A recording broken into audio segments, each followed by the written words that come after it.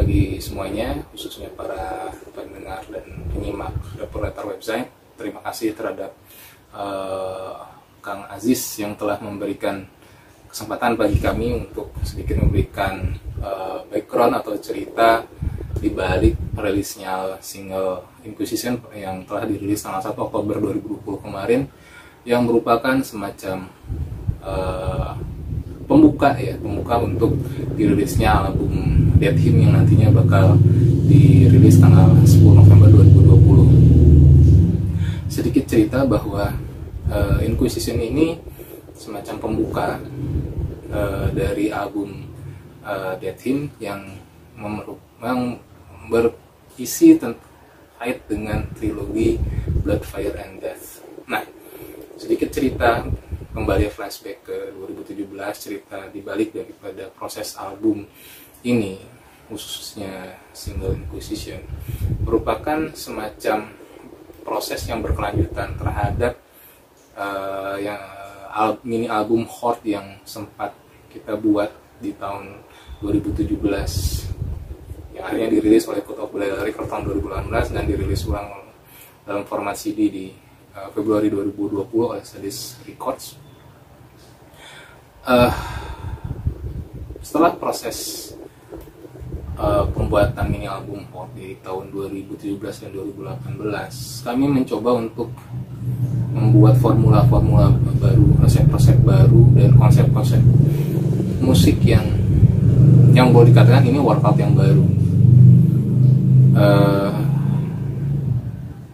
Proses tersebut menghasilkan kurang lebih ada sekitar 14 atau 15 lagu di sana. Nah, salah satu lagu yang sempat kita rilis adalah single ANTI di tahun 2019 kemarin.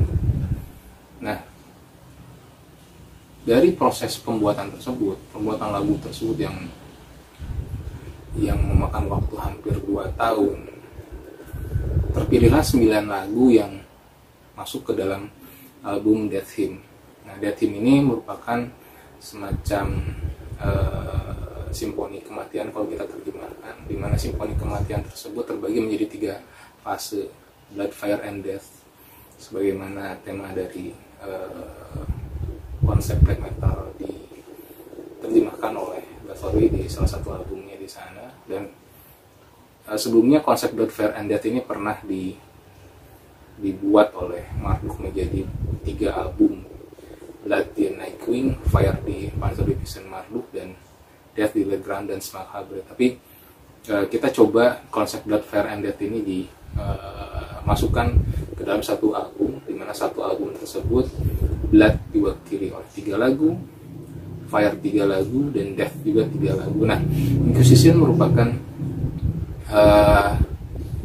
salah satu di antara bagian daripada tema Blood atau darah. Nah, kenapa di sini kita coba memberikan tema yang sedikit berbeda dari konsep workout sebelumnya?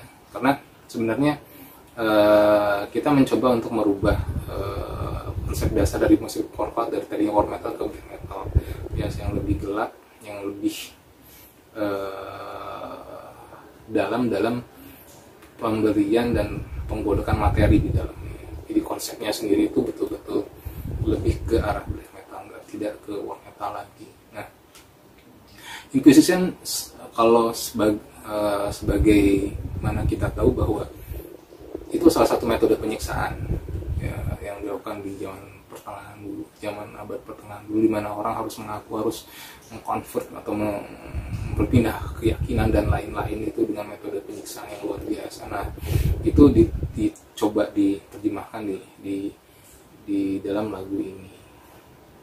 Kemudian tema Blood itu juga disambung dengan lagu Morbid Ritual yang kurang lebih temanya tidak jauh berbeda dengan Inquisition, ritual penyiksaan di sana.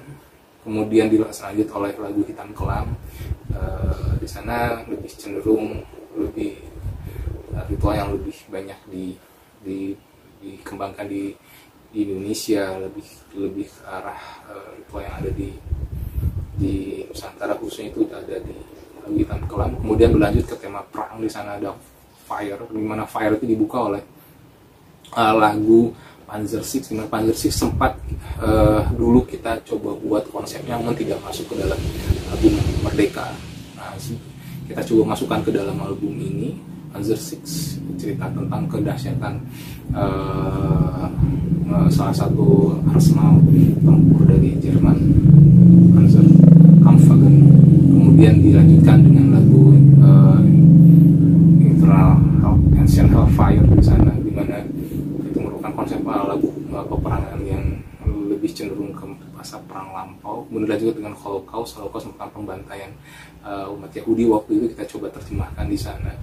Kemudian dilanjutkan dengan tema death itu kematian, dibuka dengan Cold, di mana Cold ini lebih cenderung ke wabah, lebih cenderung mirip dengan plague, yang dimaksud dengan plague, tapi lebih cenderung ke wabah yang sifatnya apa sih sebenarnya tema kematian yang lebih umum di sana.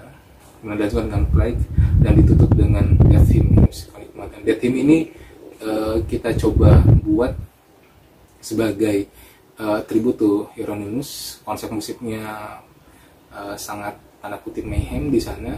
Nah, gimana sih cerita tentang simfoni kematian ini yang secara keseluruhan kayak seperti Resam ada di dalam lagu terakhir itu, Death Hymn tersebut. Nah, itu cerita sedikit dibalik dari proses pembuatan sampai tema dari album Death Hymn yang telah dirilis 10 November 2020 oleh Sadis Record dan juga oleh Cult of Bella Records. Thank you, Dapur Letter website. Sukses buat kalian semua. Hail!